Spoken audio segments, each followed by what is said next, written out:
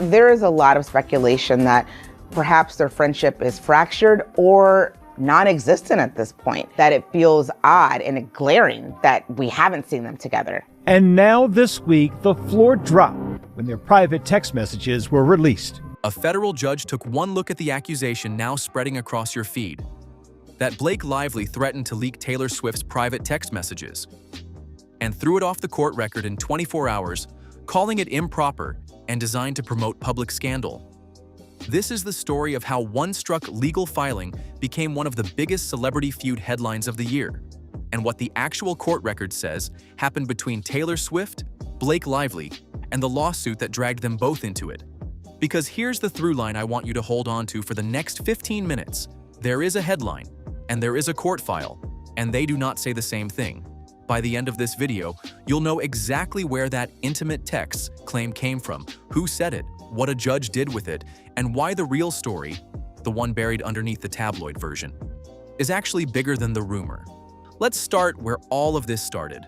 Not with a text message, with a movie. In 2024, Blake Lively starred in It Ends With Us, the film adaptation of Colleen Hoover's 2016 novel. It was directed by Justin Baldoni, who also co-starred. The movie premiered at the AMC Lincoln Square in New York City on August 6, 2024, and hit theaters on August 9 through Sony Pictures releasing. And it was a hit. Made for a budget of $25 million, it grossed around $351 million worldwide. According to Deadline, it became the biggest female-driven event title of 2024, surpassing even Barbie's theatrical run, and the biggest romantic drama since A Star Is Born back in 2018. On paper, that's a success story. Behind the scenes, according to the legal record that would follow, it was anything but. Because on December 20, 2024, Blake Lively filed a complaint with the California Civil Rights Department, alleging sexual harassment and retaliation against. Text messages absolutely are incredibly sacred between best friends. So the idea that these text messages between Taylor Swift and Blake Lively are now open for public consumption has to feel horrifying by both women. Justin Baldoni and his studio, Wayfarer Studios. The next day, December 21, the New York Times published an investigation titled, "We Can Bury Anyone: Inside a Hollywood Smear Machine," laying out Lively's claim that she'd been the target of a coordinated campaign to damage her reputation. Then, the lawsuit started stacking up. On December 31, 2024, Baldoni sued the New York Times for $250 million. That same day, Lively filed her own federal lawsuit in the Southern District of New York. And on January 16, 2025, Baldoni fired back with a $400 million countersuit against Lively, her husband Ryan Reynolds, and her publicist Leslie Sloan, accusing them of hijacking the film. At one point in the proceedings, Lively cited $161 million in damages tied to the alleged smear campaign. So, just to put the numbers in perspective, a movie made for $25 million had spawned a $250 million lawsuit, a $400 million countersuit, and a $161 million damages figure. This was no longer about a film. This was war. And this is the moment Taylor Swift gets pulled into a fight that, by every account, was never hers. Here's how it happened. Baldoni's $400 million countersuit included text messages. In one of them, Lively allegedly compared her husband Ryan Reynolds and a mega celebrity friend, widely understood to be Swift, to her dragons. She invoked Khaleesi from Game of Thrones, reportedly writing, "My dragons also protect those I fight for. So really, we all benefit from those gorgeous monsters of mine." In another exchange, Baldoni himself texted Lively about a rooftop scene, saying he loved what she'd done with it, and adding in parentheses, "And I would have felt that way without Ryan and Taylor." That parenthetical, that single mention of Taylor, was enough. Because in May 2025, Baldoni's lead attorney Brian Friedman subpoenaed Taylor Swift and her law firm, Venable. The subpoena to Venable was served on May 9, 2025. A judge ruled Baldoni can obtain messages between Lively and pop superstar Taylor Swift that pertain to the ongoing legal case. Lively sued Baldoni for sexual harassment and retaliation last December. Baldoni's lawyers have denied those allegations. And Swift's team was not having it. In a rare public statement to Good Morning America, her spokesperson laid it out flatly. Taylor Swift never set foot on the set of this movie. She was not involved in any casting or creative decisions. She did not score the film. She never saw an edit or made any notes on the film. She did not even see It Ends With Us until weeks after its public release, and was traveling around the globe during 2023 and 2024, headlining the Eras Tour, the biggest tour in history. Her actual connection to the film? One song. The spokesperson explained that Swift had simply permitted the use of one track, My Tears Ricochet, and noted that 19 other artists had also licensed music for the movie. The statement called the subpoena what her team believed it was. Designed to use Taylor Swift's name to draw public interest by creating tabloid clickbait instead of focusing on the facts of the case. Now hold on to that phrase, tabloid clickbait, because it's about to become the whole story. Later in May 2025, Baldoni's team withdrew that subpoena, and in September 2025, the judge in the case, U.S. District Judge Louis J. Liman of the Southern District of New York, denied Baldoni's request for a late deposition of Swift. As far as the court was concerned, Taylor Swift was a footnote, one licensed song, nothing more. Which brings us to the filing, the one that started the headline you clicked on. On May 14, 2025, Brian Friedman filed a letter with Judge Liman. In it, he alleged that Lively's lawyer had contacted an attorney at Venable and demanded that Swift release a public statement of support for Lively, and that if Swift refused, private text messages of a personal nature in Lively's possession would be released. He also alleged that Lively had asked Swift to delete texts, framing it as witness tampering. And what was the source for this explosive claim? By Friedman's own description, a source who is highly likely to have reliable information. Swift had already been subpoenaed by Baldoni's legal team last month, a request they later withdrew. Lively has argued that Swift is irrelevant to the case. Baldoni and Lively are set to go to trial next March. Not a named witness, not a document, a source. The next day, May 15th, Friedman filed a signed affidavit going further, saying he'd received a February 14th, 2025 voicemail from a person very closely linked to Taylor Swift, claiming Lively would release 10 years of private texts if Swift didn't post her support. That is the origin of the entire Intimate Texts story, an anonymously sourced allegation in a legal letter from the opposing side's attorney.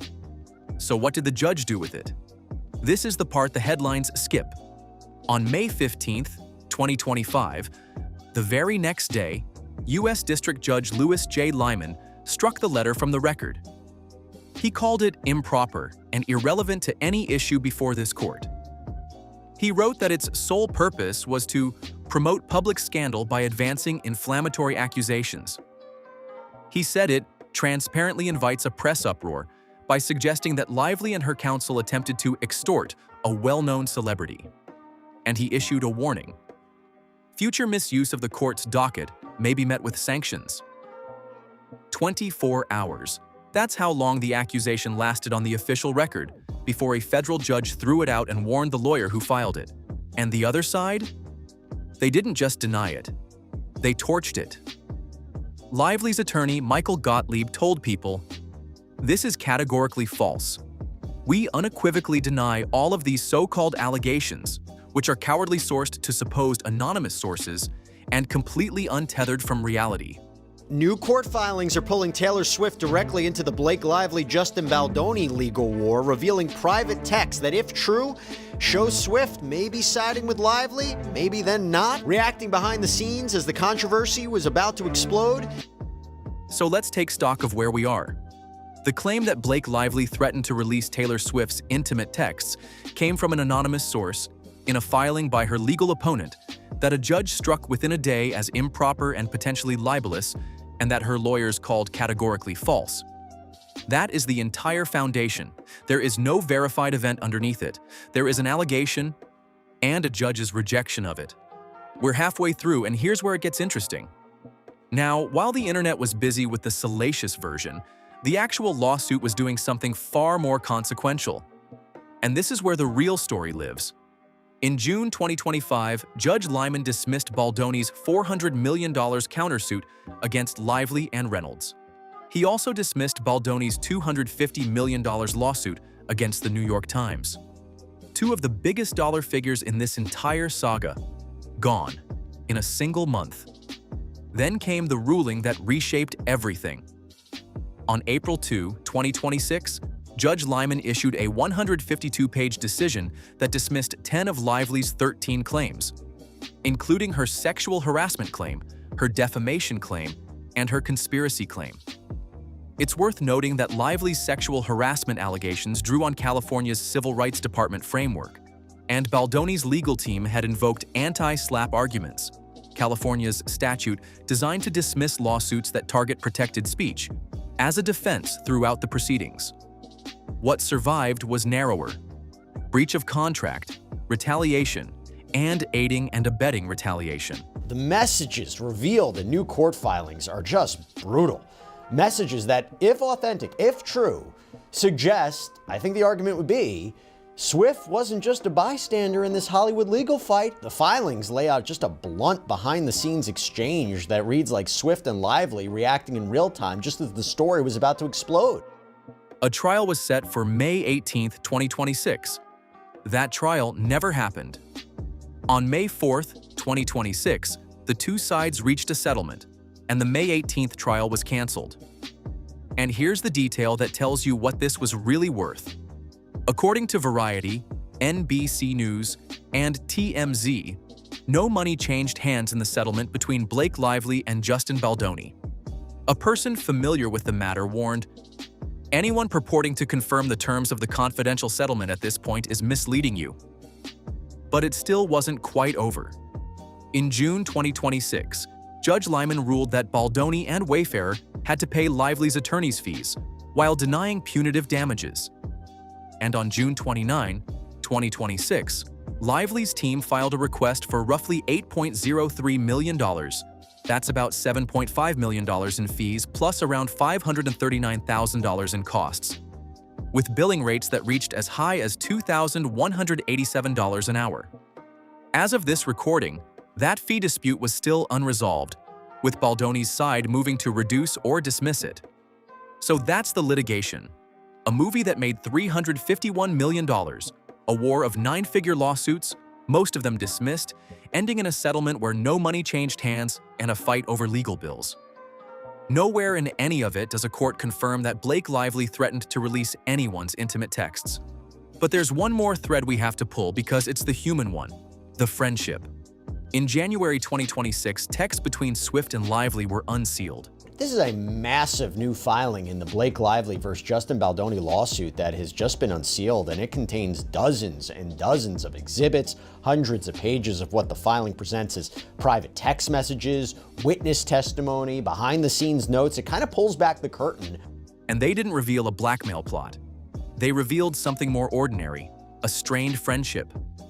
In them, Swift called Baldoni a bitch who had gotten out his tiny violin. And addressing a rift with Lively, she wrote, "You don't need to apologize, just come back, please." A source told People that Swift felt her privacy was impacted and was trying to stay away from the drama. Was there distance between them? It looks like it. When Taylor Swift married Travis Kelce at Madison Square Garden on July 3, 2026, in front of roughly 1,000 guests, Blake Lively and Ryan Reynolds were not there. And on July 8, 2026, Justin and Emily Baldoni posted their first public statement, an Instagram video where Justin said, "Gratitude has saved us," while adding that it did not negate the injustice and the pain. A cooled friendship. Unsealed texts. An absence at a wedding. That's real. But a cooled friendship is not a threat to leak intimate messages. And that gap between these two friends drifted apart, and one of them tried to blackmail the other, is exactly the gap the tabloids filled. Which brings us all the way back to the headline. Because in early August 2026, around the 3rd and 4th, the Daily Mail published an exclusive that revived the whole thing. It took that struck 2025 allegation, dusted it off, and added a new flourish. that Lively had allegedly wanted Swift to post something like, "So sad, my bestie couldn't come to the Super Bowl," to explain Lively's absence from the 2025 game.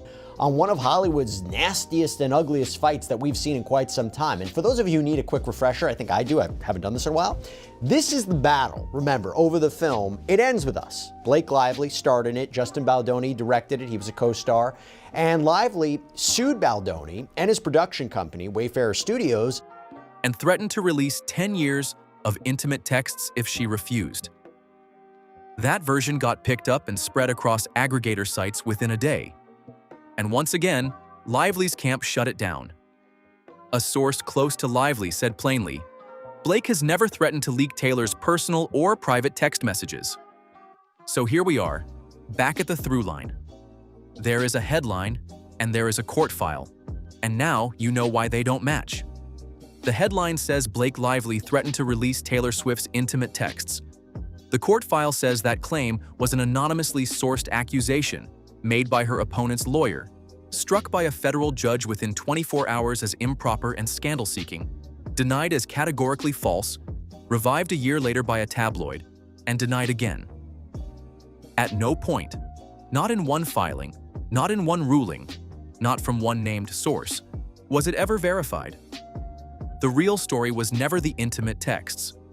The real story is that a $25 million movie detonated into a war of lawsuits worth hundreds of millions of dollars, that most of those claims collapsed in court, that it ended with no money changing hands, and that a global superstar who licensed exactly one song and spent 2023 and 2024 shattering records on the Eras Tour, got pulled into a legal fight and a media firestorm that was never hers to begin with. Taylor Swift's team called it, more than a year before the latest headline ever ran. Tabloid clickbait. Turns out that was the most accurate statement in the entire case. So the next time you see a headline that a judge already threw in the trash, ask to see the court file. Because the story underneath is almost always the one worth telling.